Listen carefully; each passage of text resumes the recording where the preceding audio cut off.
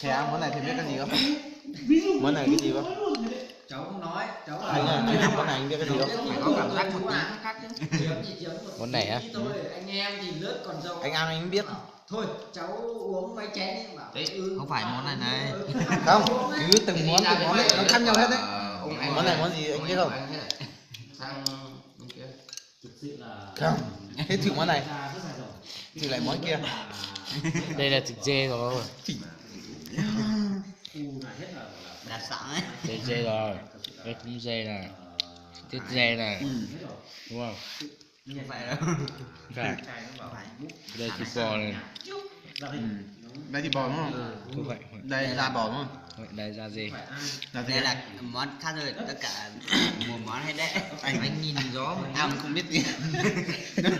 Em chị cho anh để lần sau còn nhớ nhé. Đấy, ghi đâu mà đấy. Xương dương. Xương dương. Thịt bò. Thịt bò. Đây là thịt bò. Thịt bò. Còn đây cũng là da bò. Da bò. Còn đây cũng là xương bò. Xương bò. Đây cũng tiếp bò luôn. Ấy kiểu này. Vâng, rất là cảm ơn ngày hôm nay là anh là hướng dẫn viên về cấp món ăn. Kiểu này cơ. Xin phép em được quay anh một tí.